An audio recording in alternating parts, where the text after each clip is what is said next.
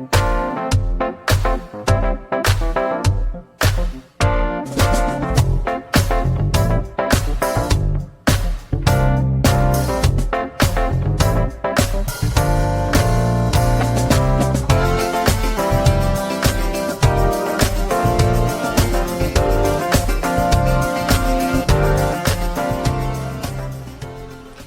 evening, everyone, and welcome to my premiere show. So now you know, I'm your host, Antonia. The premise of my show and my podcast going forward is just to share with everyone else out there listening the different experiences, relationships, and then the hopes and dreams I guess I have for myself and others to share the light of other people. So I hope you enjoy the upcoming weeks where I'm going to be bringing friends and people that I meet that are just doing some really amazing things in the community. And I hope it perks your interest, and perhaps you can reach back to me and let me know other things that you might want to learn more about. But as I start this journey, I'm really excited to bring to the mic my friend Palin Anise, who is a phenomenal person. And I just want to give a little feedback to how I've come to know her. Her and I met through a mother's group. We really didn't know each other at all before we encountered each other. And that's the beauty about meeting people and getting vibes and just being able to relate to folks. Because although we didn't share being from the same area, as you're going to get to know, and we come from different walks of life, what really excited me about her is just her openness, her friendliness, and she just has this good vibe about herself. So hopefully, in talking to her and her practice and how she came to be, we, others, can share in that and learn from it. And as we know, as we are, our country's suffering with all the horrible things that have been going on, I hope that her meditation and her spirituality and the way that she's come to be, we can share that and take a piece of that with us tonight. So with no further ado, welcome, Palin. Hi, welcome. Thank you so much. I'm so happy to be here. Thank you, Antonia. Thank you so much for agreeing to do this, and especially the first show. So I'm a nervous Nilly. She's a pro at this, as we're going to learn about her. So Palin is a yoga instructor. Yes. Which is how I first was kind of introduced to her in some of the sessions that she has held in Connecticut that I participated in through our mother's group. And if you're like me, I'm one of those people that goes to a class and I says, okay, I'm going to try this yoga. You look at your instructor who, is a pretzel, and put that foot behind their head and ask you to breathe and all these ridiculous posts. So I wasn't excited at first about it, but what I was excited about it was first having an African-American instructor, and she had this new type of yoga, Afro-Flow, which I'd never heard about. But I was really excited to participate in it.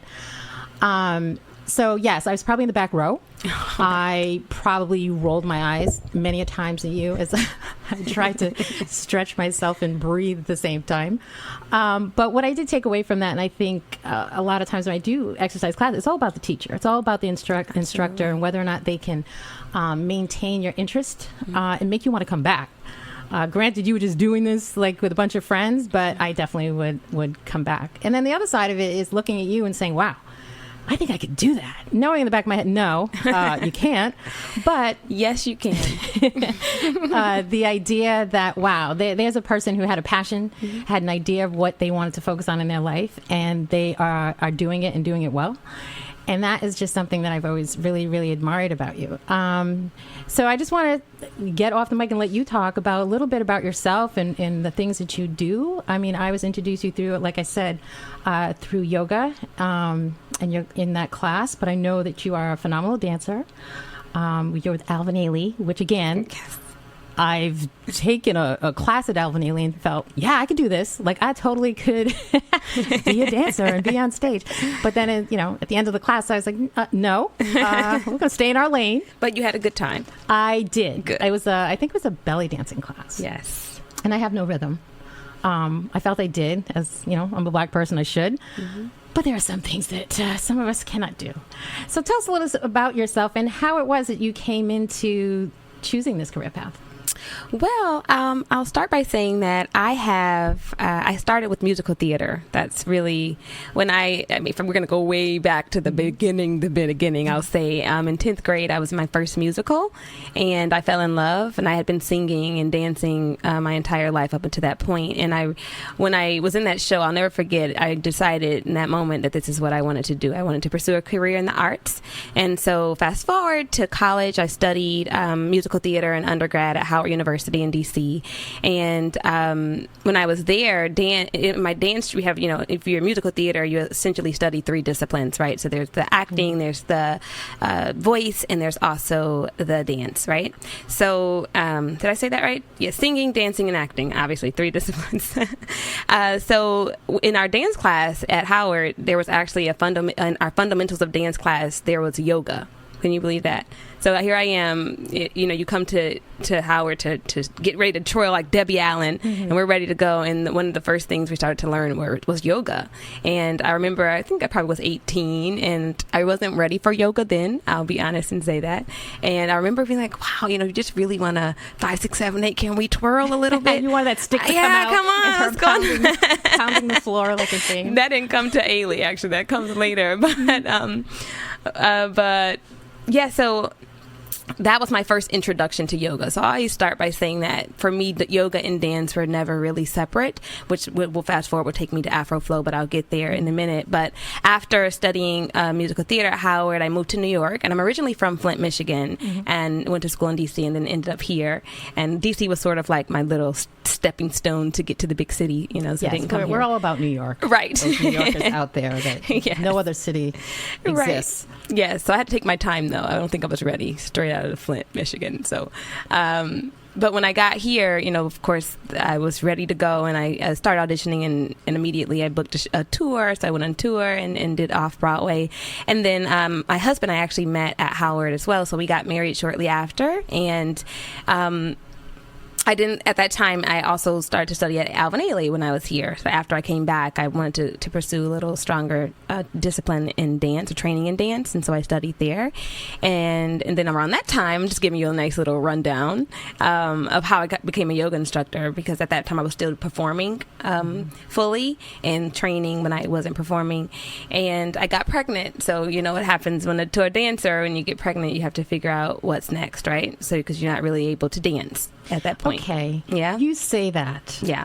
That must have been your first, because I've seen you pregnant. That was my first baby. So Yeah. you didn't know. I've seen you pregnant. Yes. And for those moms out there, she literally looked like she was 3 months pregnant the entire time. Please. Well, thank you for that. No, it's not a thank you.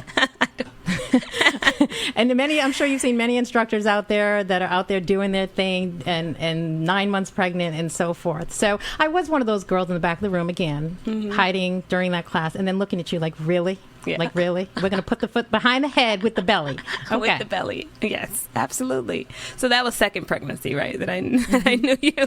So I knew what to do. I was a little more seasoned in pregnancy, I should okay. say. You were just a little bit firmer. So where was I, Antonia? Let's see. So from there is when I ended up taking a corporate job. So it was a very, very brief point in my life where I took a corporate job. I know. What were you doing? Because I was actually can't working see in it. banking. Can you Stop. believe that? I worked at Barclays think- Capital. I did. And what were you doing? I was could a see it trader's assistant, admin assistant. Yeah.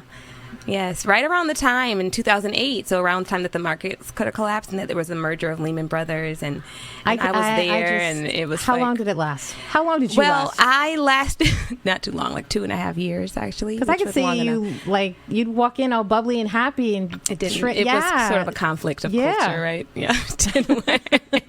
I could see that not happening. Yes, but you know, in that season, it was necessary, Right. and it was actually in that season that I decided that there was more to me, and I'll say I didn't decide, but I sort of learned that there was more to me than just the actress, which was the only part of me that I had known up until that point, right? So there were other ways for me to give and share with the world, right? So, and for me, I feel like as a performer, you are giving and you're sharing your gifts, obviously in a more indirect way, but I knew I wanted to do it in a direct way where I can contact people, because I love being with people people and engaging with people and creating community. So for me, it was like, okay, well, what can I do? And it's like, okay, let me try. And I had already been doing yoga. I never stopped practicing yoga after Howard, so I continued that practice.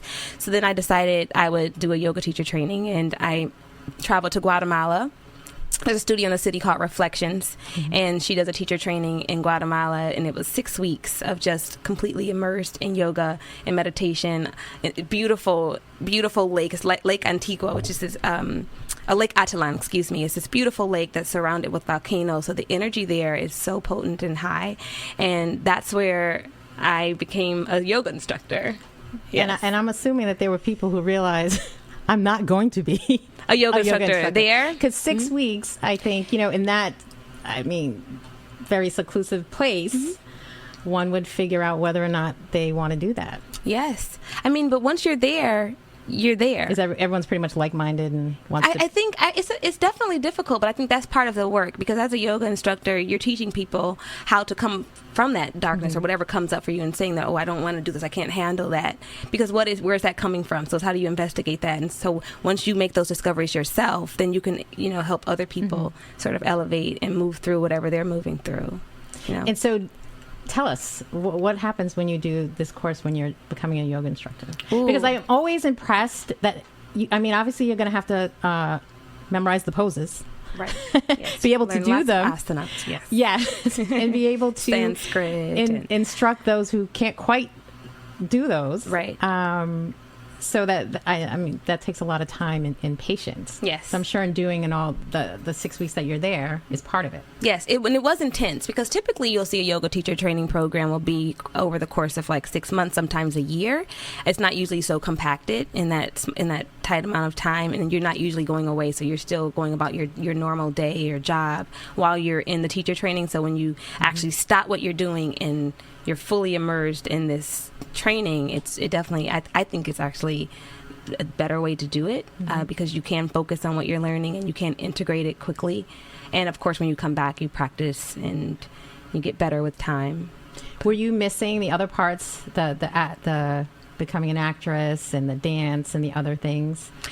Absolutely. There was some resistance there, because that's all I've known. So there was almost a feeling of missing out. I remember when I was there feeling like, I'm missing out on so much. There are things happening, and I was getting emails of, my agent, are you here for this? I'm like, I'm not. So it's like that. But that was part of my journey, and I had to realize that those things will always be there. But in that moment, it was important for me to do that work. Yeah. And so how soon after, when you came back, did you come back? Or was your thought to get right into a studio, have your own studio? I got right into a studio, so I started teaching community classes at Reflections, which was in Times Square at the time, and doing a lot of community classes, free classes, wherever I could, just sharing what I learned and just becoming better and becoming seasoned. It really, you have to practice with people. You have to get out and start to teach as soon as possible, I think, or else if that's what you want to do after doing a teacher training. Because some people just do a teacher training just for themselves, to do some self-inquiry, to deepen their own personal practice. That's a lot of discipline. So right there, I can look at you and say, yes, you are dedicated and have a lot of discipline in doing this stuff. So when we come back, we're going to talk a little bit more about where have you been and your background, and then we're going to get into some of the stuff that you're currently doing. Excellent.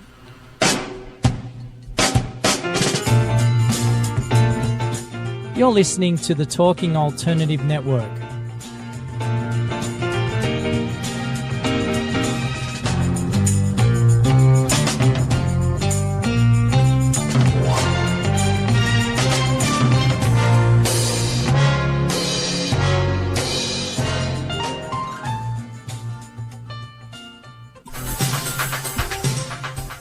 Who do you want to connect with? Are you an entrepreneur or intrapreneur looking to build your following? Welcome to our show. Follow Me Friday with Joan and Priya. Tune in every Friday at noon Eastern on talkradio.nyc. We're your digital connectors. Woo woo! What's that?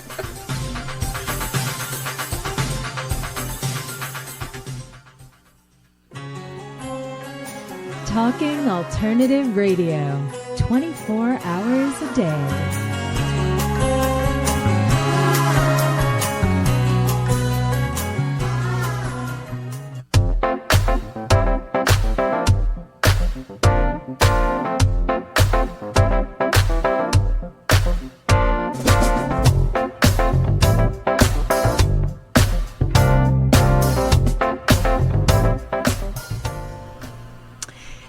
we are back. When you started talking about when you were young and realizing what you wanted to do, I think of my daughter, who's 14 and does dance, and she's good. She might be listening. She's good, but I don't see it as a passion. Yeah.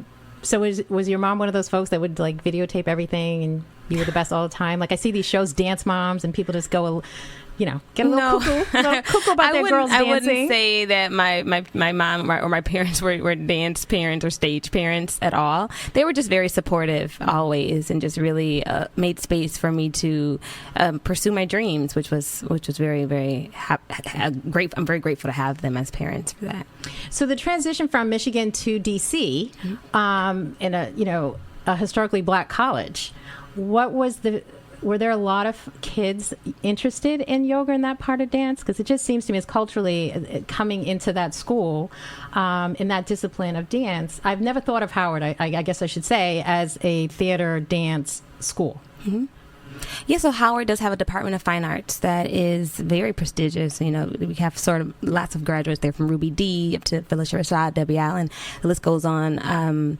But yeah, so for me, that's the way I knew Howard, actually, and that's one of the reasons I chose to go there. So I think it depends on what you focus on. I think Howard is a well-rounded university that really has something, no matter if you want to do business, communications, medicine. It really is it's the Mecca. That's why we call it the Mecca. Yeah, I would say, but was it a shock to you coming from Michigan?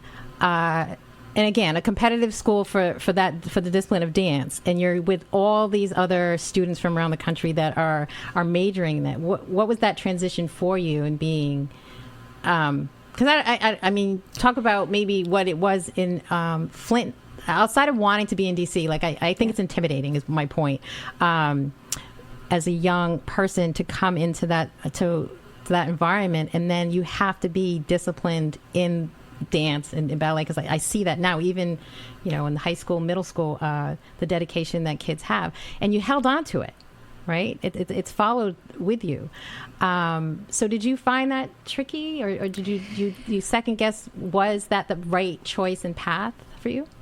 No, I think that, well, first of all, it was a musical theater, so it wasn't just dance. It was all three of those disciplines, which is even more challenging, I would say. But I think Howard is such a supportive place that I never really felt like there was competition, or that I should also mention that my sister was there. My older sister was at Howard helps. as well. So I think that helped tremendously in terms of the transition. And plus, I was ready. I did initially want to go straight to New York. I have to say, my parents steered me towards Howard. I think because my sister was there. We'll just say that. She only wanted. But it was really a smooth transition for me, I would say. I wonder what they would say, but just from watching as parents. But for me, looking back, I would say it was a pretty smooth transition. There were moments where I did wish I was someplace else. I wish I was in New York, because I was ready. I thought I was ready for that now, and I didn't really want this stop here at Howard. It didn't make sense to me at the time. But now, of course, as I've matured, and I understand that was a huge part of my journey, a huge part of my journey, one that I would never replace. So the scholarship that you received to go there, how did that come about? Well, there's the Eris Allen Scholarship that Felicia Rashad and Debbie Allen would give out to a student who is through audition. So a musical theater student, usually a junior going into a rising senior, I should say. And we had to audition for it, and you have to, show sort of, I guess, exemplary strength in all three disciplines. And so that was a huge honor and blessing, and I wasn't expecting it at all, just because there was so much talent in the program that I didn't expect that, but it was you can say yes, you did. Yeah, no, I really didn't. I really didn't. I truly did not. And actually, the day that they awarded it, I wasn't there because I didn't know. That's the fact. That's a fact. I wasn't there because I can't remember what I did instead, but I said, no, I'm not going to go to the awards. It was the whole awards, the end of the year awards. So they would distribute the award. And no one gave a heads up, like, perhaps you should. No one did. No. And then one of my good friend, he called me and said, oh my goodness, you won, and you're not. Oh, that's awesome. But it was really special. That's awesome. Yeah. So currently you are still involved with Alvin Ailey now, right, at the Extension, and you're teaching Afro Afro-Flow Yoga. there. I know you do it in Connecticut Yes. in the summer, and that's a free session that you do on Mill River. And you're with Athleta Ambassador, right? So we see these fantastic, wonderful pictures of you doing these amazing things through the city. I know you're doing some wellness coaching. You're doing some yoga sessions with, from what I know, at least with therapy, with folks going through maybe physical therapy and other ways. So what other stuff are you up to? Do you want me to talk about Afro-Flow? Yeah, Like all that, of just it. all I mean, of it. So it seems like you're just that- everywhere, those- girl. It just seems like you're either teaching a yoga class, you're coordinating I do have a cotillion, lot. you're putting together a green shake, you've got recipes on your blog, then you got two little kids that are crawling all over you, you're hanging upside down on a subway in New York. It's just amazing. And I'm just like, where does this woman have all the time to do this? But you do it and you do it well. So you share. Tell us. So I'll share.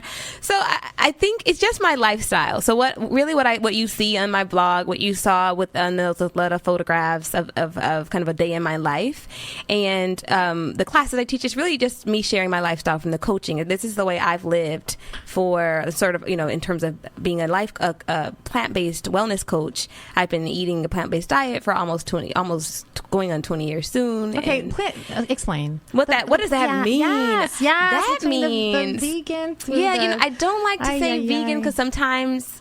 No, I know there's a difference. I don't know what the difference is. But essentially it means that I eat a diet mostly of plants, meaning I don't eat dairy and I don't eat meat or processed foods. Do you wear leather? Isn't that one of the things? I don't really have leather, but I do buy secondhand leather goods if it's secondhand, but I won't buy it firsthand. And so is that a health choice? Which that one? you're doing, or is it a spiritual? It's a health I always choice. wonder why it is that people choose certain dietary... I don't want to say restrictions, but just the way that they eat. I mean, I know it's Right. healthy and it's something we all need to do and be mindful of. But I think I'll you've been just eating share a certain way quickly- all your life, and then Right. you hit a certain age and you realize I really need to switch up what I'm doing. So I'm always envious of the people like, oh, I just eat beans and I don't eat anything that moves, and it's yes, and I'm like, I know it's good for me, but Yes. So I know, and I look like you. So I here could put my foot for behind my head. me, I became vegetarian first, and that was actually at Howard as well. So lots of things happened for me at Howard. From Howard that Yes, are, natural hair wow. came at Howard. Yeah, okay. Everything happened at the Mecca. That's Yes. right. Elevated consciousness. That's what we do. But, Go Howard I love University. it. Yes, homecoming's coming, so I'm just doing Okay, excited. all you applying to college. Look at Howard.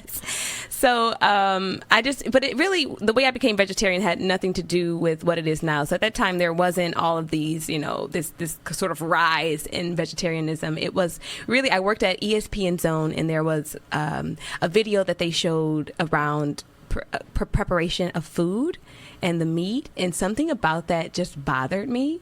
I can't tell you what it was, but I was a little grossed out. My kids saw something in school about McDonald's, and now they will not do any fast food. So maybe it's one of those, like, I never had that. I never had that scared straight It wasn't film. something to scare you. That wasn't the intention. The It was just intention to was show really you just what the about process showing about is and what they cleanliness do. and how to. And you took and it to- I took it in a. You took it to, I'm just not going to eat that. I'm just not going to eat this. That's exactly what happened. And and at that point, I wasn't so strict, meaning that if I ordered something that had chicken, I just pick the chicken out, and Patrick would eat it. My husband now, he would eat the chicken. Because he's like, forget the spaghetti. Yeah. I'm just not going to eat a bean. I'm just not eating a Yeah. salad.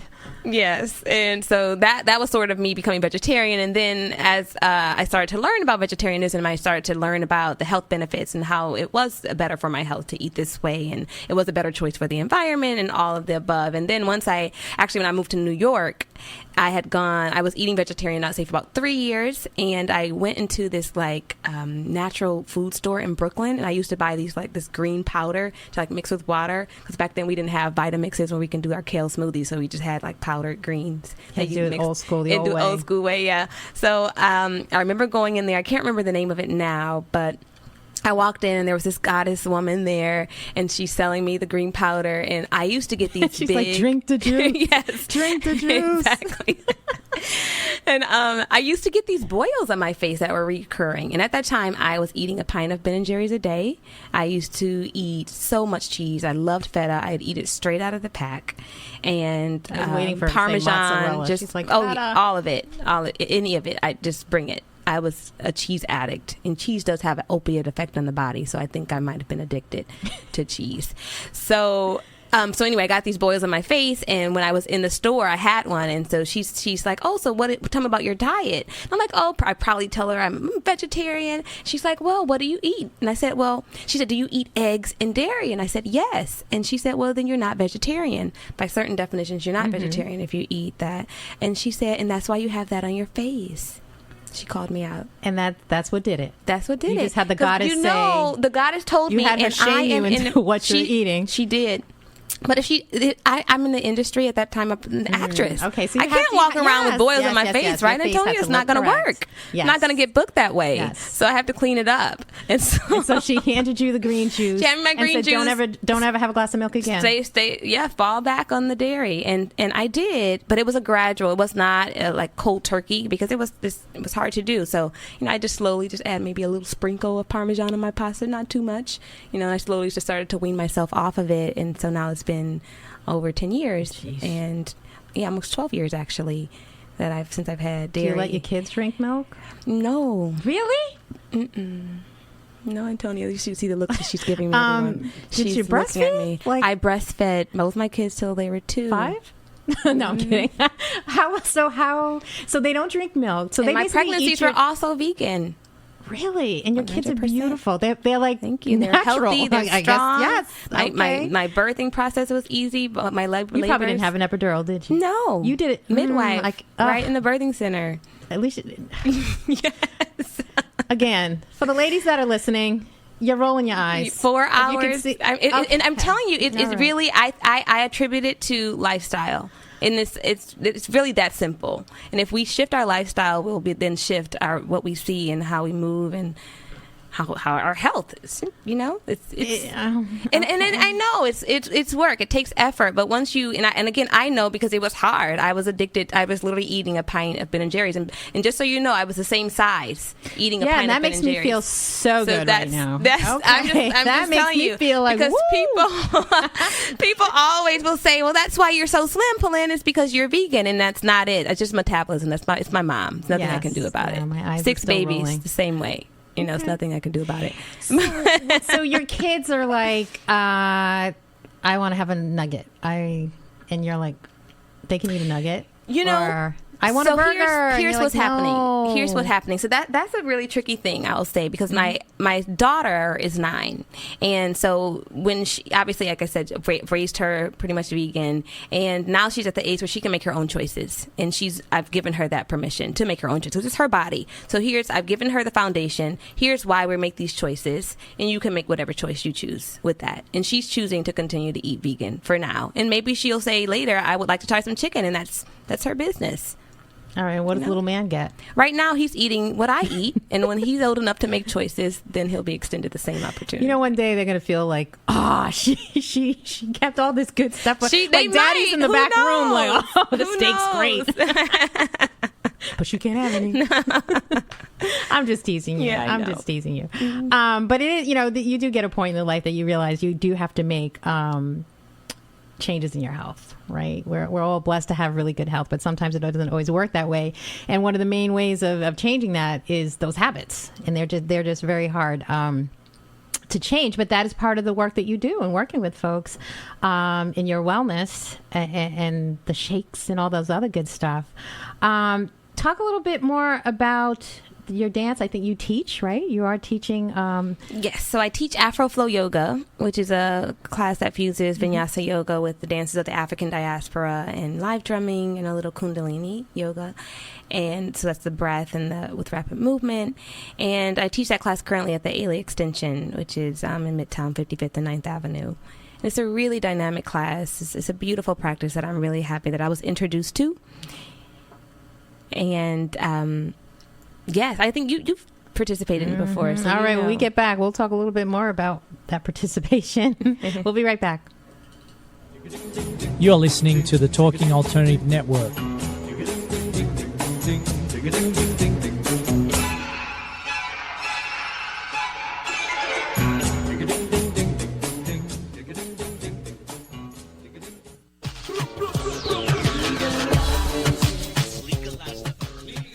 you have an interest in marijuana, you want to know about marijuana, law, policy, and culture, then feel free to join me, Joseph A. Bondi, every Friday at 11 o'clock in the morning on my show In the Know 420 on TalkingAlternative.com. Legalize the herb to continue to resist the passage of this necessary legislation. Hi, this is Rob Kay. And I'm Callie Alpert. And we're hosts of The Rob and Callie Show. Are you looking for a show that talks about real stuff like life, love, the pursuit of being yourself? Then you have come to the right place, because we cover topics ranging from chivalry to gratitude to your relationship with money and everything in between. So listen to us on The Rob and Callie Show, Tuesdays, 8 to 9 o'clock Eastern Standard Time on talkradio.nyc.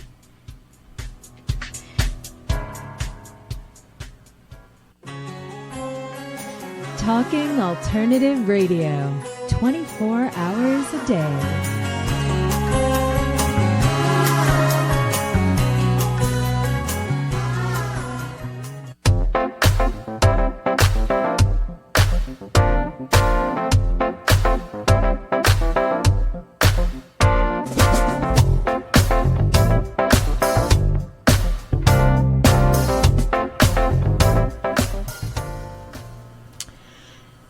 So as I was saying before, I think a lot of folks, I think yoga is a great thing, because I do feel the times that I stuck with it for a good amount of time, I was able to lengthen and stretch. And, you know, stretching is such a good thing to do.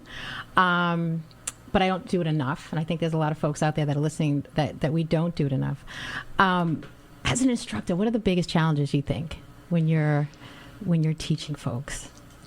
I'm always interested, like, what you're thinking up there when you're looking at me and I'm like, this is as far as the legs going, or the poles all of a sudden. I forget which one you just. That's the part of the practice, of the yoga practice, is sort of getting rid of that track, what you're saying right now. Those limiting beliefs about yourself and what you can do. Is really the judgmental track. It's the judgment around what you're doing. And what I do in my classes is encourage students to really try to release that judgment and just be present in your body in the moment, right? Whatever's able to do, whatever. If you can't get your leg that high, that's okay. This is where you are. Honor that, right? If we're not always, you don't have to have your leg behind your head to be a yogi, or to practice yoga. Like that's one of the damaging things I think about the kind of the explosion of the yoga industry, is that it sort of created this ideal of what yoga should be that really isn't authentically yoga. I mean, I must admit, the first introduction to it was the gym, which may not be the best place to start, because you're working out with a bunch of other folks that are at different levels. But I do know I enjoy doing the Afro Flow. What would you say is the difference between the two? The biggest difference. I mean, there's a difference between taking it at the gym, but I think for like folks who would just look and say, "Oh, it's Afro Flow. What is that? Like, how would I do with that class?" But then when Mill River, you've got a huge following there in the park doing it. So what do you think it is about that style of yoga that allows people to just be free and want to try it out? I think that the part of, again, of the element of Afro Flow is the drumming and kind of the community, the dancing as well. So it's that the drum calls people. It brings people near, right? That's what the drum does historically, and that's what our ancestors used it for, right? And so for people who don't know, the whole music through the class is the drum. Right. There's the drum. There's also some melodic sounds of maybe a kalimba or a shakere, lightly shaken. So there's always some movement or some sound along with the movement. And there's a sense of community. And I think really giving people space to just balance and heal themselves and work through whatever they're working through, again, without judgment. And that's one of the core foundations of Afro Flow, is releasing any judgment of yourself and having compassion for yourself as you're moving through. And I think people feel that radiating from myself as an instructor, and also, and they start to feel it from themselves and see each other, and actually, because we're all here together. And a lot of times in a yoga class, you're in a linear space, right? So you have mats that are lined up, and in Afro Flow, we'll teach it in a circle so that we can see each other. We're all here sharing space together, celebrating together, and bringing in the vibration of love and healing collectively for ourselves individually as well as our communities. And I think people really feel that, and that's what attracts them to the class. And so I know I visited one of the Atlanta stores, and you were doing, this was before, I think, the ambassadorship that you are now. Was that your first introduction to Athleta and getting involved in like that? How did the whole ambassadorship come along? So that was actually not my first introduction to Athleta. That was my first time teaching at that particular store. However, I didn't realize they did that. Yes, it's an amazing thing. And here in the city, they actually have a store in Flatiron that has a studio beneath the store where their classes offered all day for free. Wait, where? Flatiron. So it's on 5th Avenue and 18th. Okay. Yeah. Yeah, so it's an amazing offering. So if you can get down there, and they have anything from yoga, from, I think there's Zumba, of course, and then lots of little, Wukout is one thing. It's like a Caribbean dance class, or go to Carnival without your sort of passport sort of thing. So just like a high energy dancing sort of a class. Again, just to release. That sounds like there's some coordination that has to be there. No like Zumba, coordination. I can't and do that, Zumba. And that, again, what you're saying right now is exactly what we don't want in Afro Flow or in any of these classes. Because you do what you can, right? And always say that it doesn't matter. I want to look like the hot instructor, the Zumba. You don't. You look like your hot version of yourself, because you'll never look like anyone else but yourself. Well, sometimes I'm fighting with myself. No, you've got to let that go. I know you have to let it go. But the one time I just want to be that cute girl with the Zumba moves. They're going left, I'm going right. And so then, you go right, and you go right, all right. Keep it right, tight. That's what we do. Yes, Antonia. It's all good. It's magical. I'm gonna stay in my lane, but I am willing to try it out. But I don't know if I can do the Zoom. But that sounds fantastic. That is a wonderful. Yes, it's a wonderful offering that they have down there. So, what are your responsibilities as the ambassador? So yes, I was telling. So, my first introduction to Athleta was actually in Times Square. They have an event, the Mind Over Madness, where they have the yoga in Times Square. And one of the first years that I was after I got my teacher training, I think it was 2011, one of the first years they had that event, my teacher was one of the instructors of that event, and Athleta was the sponsor. So I got my first, and they gave us like our little Athleta gear. And I was like, I love this. I want more of this. And so then that was my first introduction to the brand. Was it the fit or it was free? I like the fit though. I like the fit, and I like that, with yoga clothes, you obviously use them a lot and you sweat in them, so you have to wash them. So I really wanted something that would withstand or with I can't see you sweating, but they look absolutely cute. You look perfect in those outfits. Thank you. I don't know about me, but they do make the. Anywho, so what else do you do for them? Because what does that mean? Because there were other folks that are right. So I'm not the only ambassador. So there's ambassadors for different stores. So I'm one of the ambassadors for the New York store, for actually here in the Upper West Side, which is right here, Columbus and 70th.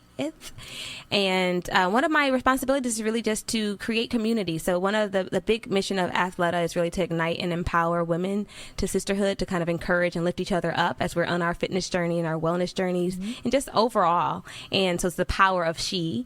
And so one of my missions as being an ambassador is to just uphold that. So whether it be offering classes there, doing community events, as many as we can, just to really get people involved and in their bodies. I just did a yoga class the other Saturday morning there. Some great people come and just enjoy a nice Saturday. And then sometimes we'll offer refreshments, just kind of creating space for people to talk and engage with each other, which is so necessary. Very necessary. It does seem though that a photographer follows you, because why? Yeah, so that was an actual special campaign. Upside down in the subway, and first of all, why is the train empty? Yes, and why are many questions about that listen, photograph? That is the beauty of you is that you'll see the her. Mystique, I can't tell you. Doing a pose in front of the middle of traffic of New York, which I'm like, well, how is she doing it? Why isn't someone running her over? Or why isn't there someone on the subway like, get down from the roof, lady?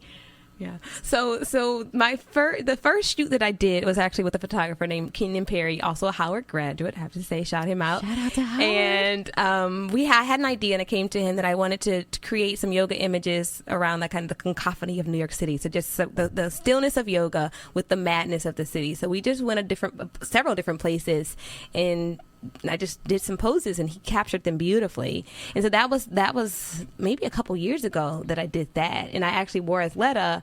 And so this is the power of using social media, and from doing that caught attention, and I from there became sort of like a social media ambassador before I became an ambassador for the store. Mm-hmm. So really just doing posts around mindfulness, using Power of She, which again is their mission, and just kind of propelling that. And then that birthed into what is now as an ambassador, which is you're hot. You're everywhere. Yeah. You're on TV.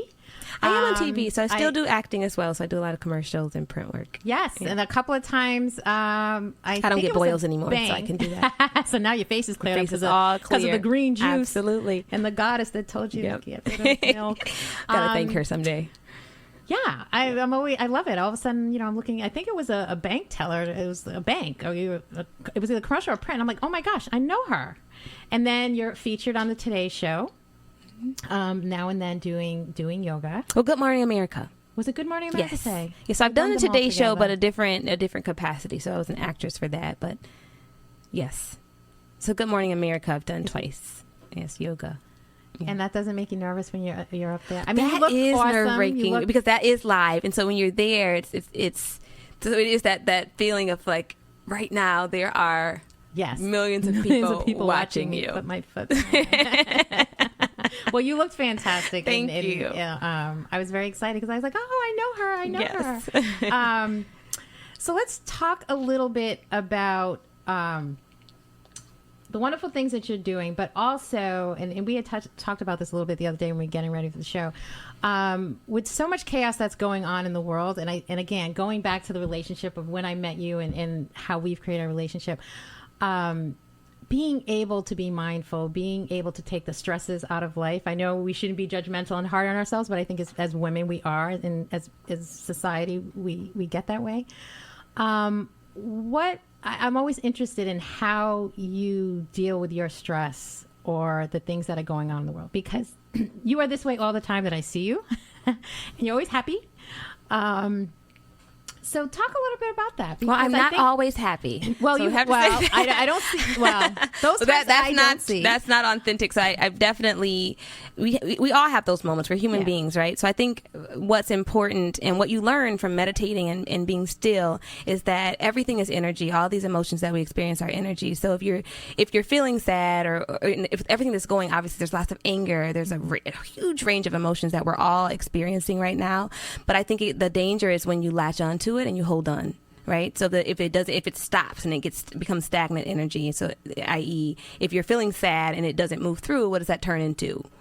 You can guess, probably depression, right? That can turn into something else. And obviously, chemically things are happening, but that if you allow it to move through you without holding on to it, just like everything else, I always like to think of like the ebb and flow, like of the ocean. I love that image because that is nature in balance and in harmony. And it's constantly moving. It doesn't stop. It's not getting dammed, right? Mm-hmm. It's moving, it's flowing. And so if we can do that and kind of embody that, or I use that as kind of an analogy for myself as I'm moving through, and if that makes sense. But it makes perfect sense. But when we come back, we're gonna talk a little bit about how does that manifest in us and folks that necessarily aren't doing the same practice all the time. And maybe you can give us some strategies of dealing with that kind of stuff. Well, so we'll get back to talking to Paylin as soon as we get back. You're listening to the Talking Alternative Network.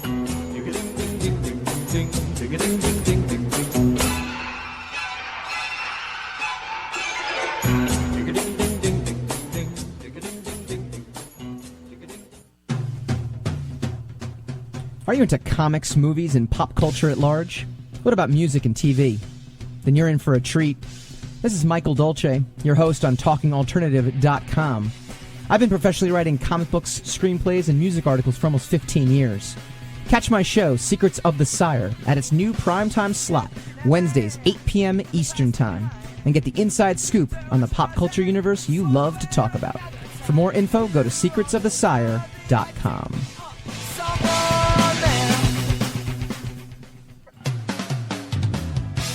TalkingAlternative.com.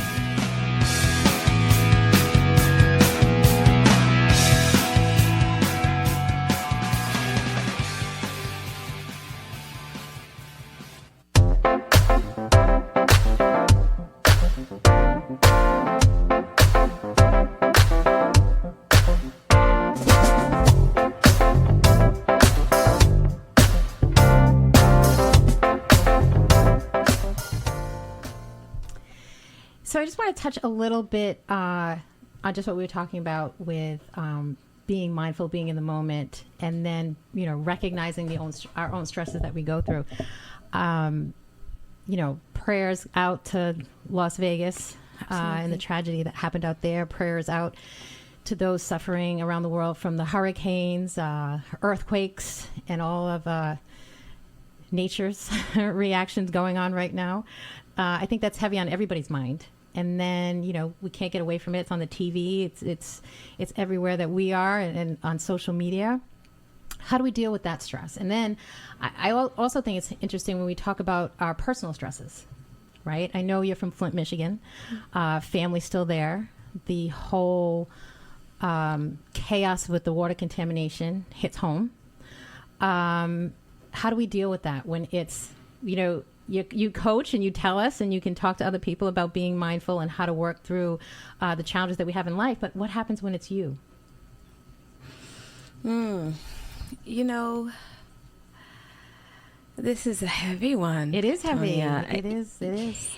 I think I can only answer this in how I personally move through this, everything that's happening. And I'll just start by saying is that what I consciously did the other day was just turned off media. And I think we have to do that at some point. Take a break, because it's overwhelming.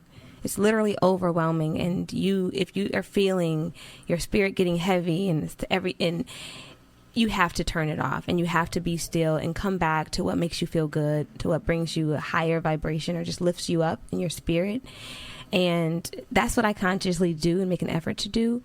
And I think that one practice that I love and that I do for myself whenever I'm feeling intense anger or rage against something that's happening, whether it be the police brutality or again over the water crisis in Flint.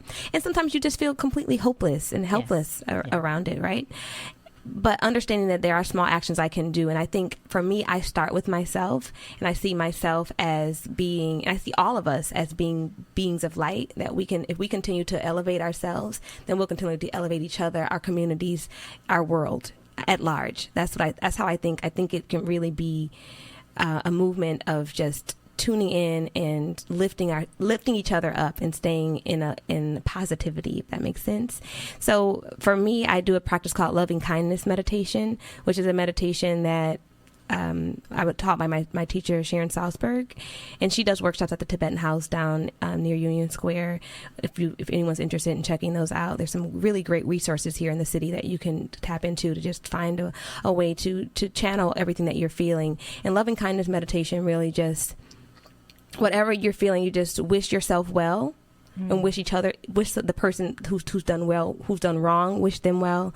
Maybe someone you don't know, wishing the whole world well. So it can be, reciting mantras or affirmations like, may we all be safe, may we all be happy, may we be healthy, may we live with ease. So just tuning into that will really just shift. For me, it shifts everything. And I do that practice whenever I'm feeling overwhelmed. And I always think about Martin Luther King has a quote that I love about hate and love, right? That love cannot transform the darkness, only love can do that. Or hate cannot transform the darkness, only love can do that. So if we stay in the vibration of love, I think that's really what we have to do.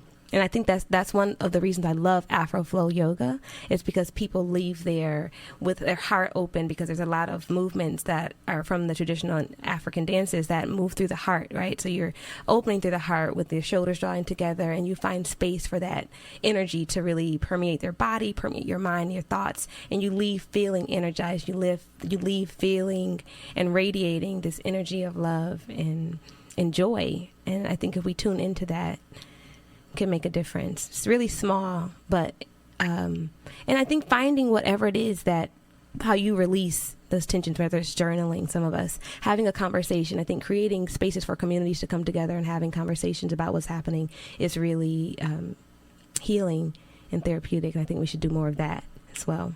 Yeah, I mean, I just think we're in a time now that everyone has to do that. Yes, I mean, we have to. We all have to at certain levels, regardless of what your politics are, have to have the conversation because there's just so much going on. I mean, I feel for my kids.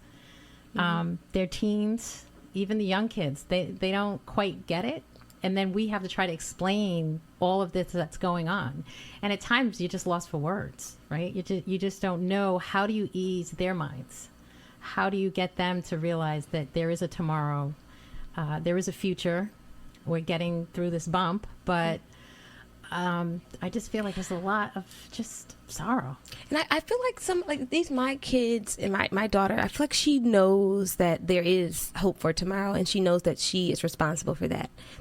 Your children, our children are literally the ones who can help to create that shift. And if we empower them to know that they can make change, then the change will happen, because they are the future, right? So we empower them and encourage them in love and letting them know what's right and teaching them to stand up and fight for what's right.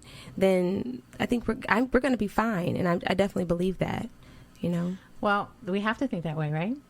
we have to know it. We have to know it, and we have to believe it, and we have to keep moving it forward. So what are some strategies or practices or simple things that folks that maybe perhaps never had yoga before, have never danced, haven't done those things? What are some simple things that people could just start to relieve some of that stress and open their heart and just try to take the steps of getting healthy? I don't think we're going to become vegans. Or no, and I don't think everyone should. I don't think everyone should. I think everyone should find the diet that works for them, or they can live with optimal health. That's what I think.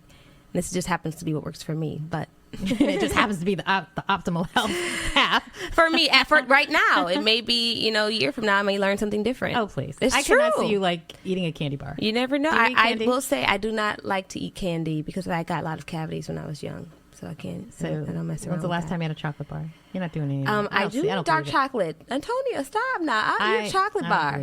We like chocolate. Who doesn't like dark chocolate with a little sea salt and almonds? Stop. Isn't there milk and chocolate? No, dark chocolate. Dark chocolate. Look, I don't even know the difference. I just eat it. Oh, so good. Yes. So share with us where folks can find more about you and the work that you're doing and the services that you provide. Yeah, so you could find my website at PillinAnice.com. So that's PILINANICE.com. And you can also learn about Afro Flow Yoga at AfroFlowYoga.com. It's AFROFLOW yoga YOGA.com. And you do not need an afro to do Afro Flow Yoga. I always have to say that. That's Sometimes true. You don't have to come dressed. You don't have to come dressed. And like you were saying, that class in Stanford is really amazing because you get 60 people of all ages, everywhere, all different, really the entire folks, spectrum, body types. It doesn't matter, and everyone's there and they're doing the best they can. And they feel great. So what is your schedule at Alvin Ailey at the Extension School? So right now I'm just doing a workshop once a month. So it's usually the third Sunday of the month from 2 to 3:30. And you can find that also on the sites I listed or at the Ailey Extension. Okay. Yeah. And I had one quick question that someone had wanted to ask you about physical therapy and the importance of stretch in yoga. Because we do have a mutual friend that has been using that. It's been remarkable, like just a whole quick change. What suggestions do you have as far as people moving their bodies, using their limbs, whether it's a small stretch, big stretch, just ways to, outside of medication, and traditional ways of healing? What are some maybe holistic different ways that folks can? Yeah, I'm glad you asked that again, because I didn't get to answer it before. I think just even like in the morning, just doing a few simple stretches, and it doesn't have to be huge. And maybe you start small and maybe it gets bigger. Maybe you start with 5 minutes and then you add 10. But just getting up in the morning, like maybe stretching the arms up and taking a little side stretch and reaching for your toes. It's so great for the low back. A lot of us get a lot of pain and tension in our low backs, right? Especially if we have core issues or core that's not very strong. So reaching for the toes, I think is a very good thing to do, and just rolling the shoulders back, because we all carry the weight of the world on our shoulders. So how can you move the shoulders back so that the heart is lifted and forward as opposed to slouching, right? So just really being mindful of the posture. It's just these little subtle things that really get the energy moving through the body in a way that is optimal and ideal and healthy. And I think for people who work at desks all day, if you just take a moment to like plant the feet, sit up tall, lengthen up really long, maybe close the eyes, and just following the breath.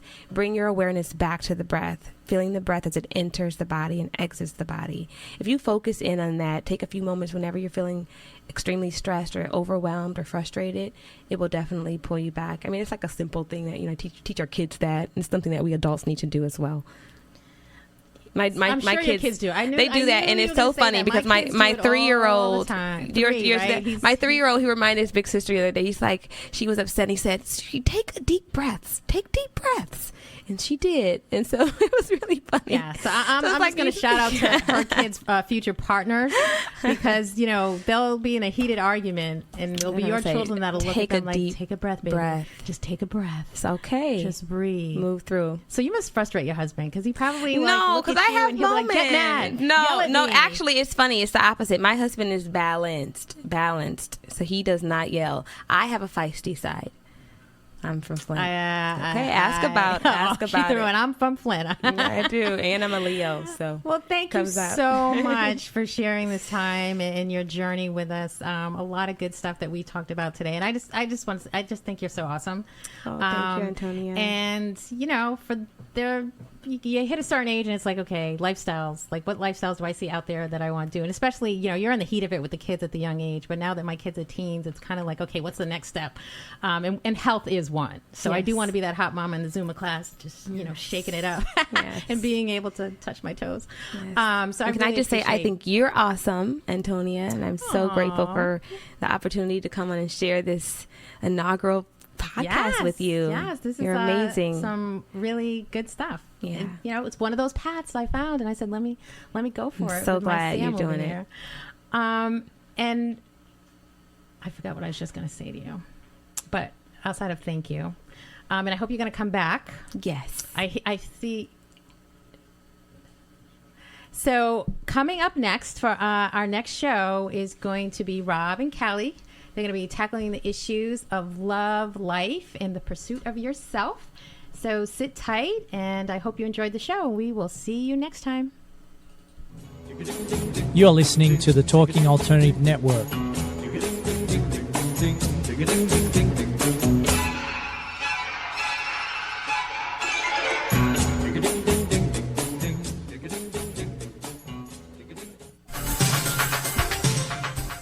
Who do you want to connect with? Are you an entrepreneur or intrapreneur looking to build your following? Welcome to our show. Follow Me Friday with Joan and Priya. Tune in every Friday at noon Eastern on talkradio.nyc. We're your digital connectors. Woo woo!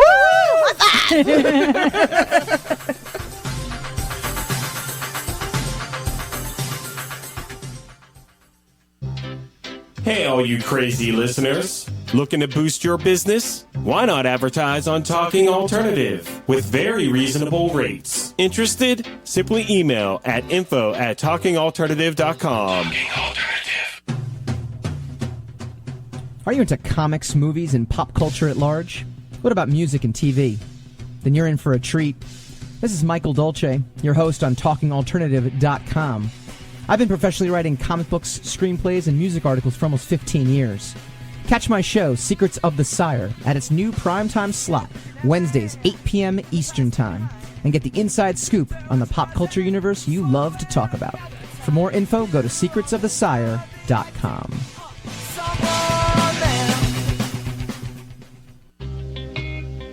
You're listening to the Talking Alternative Network at www.talkingalternative.com. Now, broadcasting 24 hours a day. Talking Alternative. Hi, this is Rob Kay. And I'm Callie Alpert. And we're hosts of The Rob and Callie Show. Are you looking for a show that talks about real stuff like life, love, the pursuit of being yourself? Then you have come to the right place because we cover topics ranging from chivalry to gratitude to your relationship with money and everything in between. So listen to us on The Rob and Callie Show Tuesdays, 8 to 9 o'clock Eastern Standard Time on talkradio.nyc.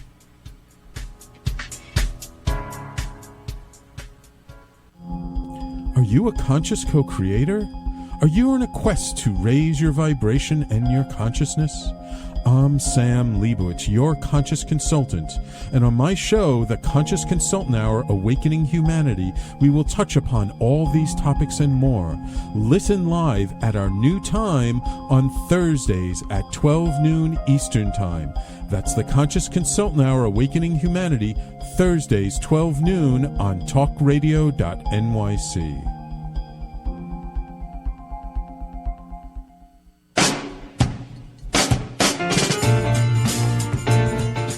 You're listening to the Talking Alternative Network.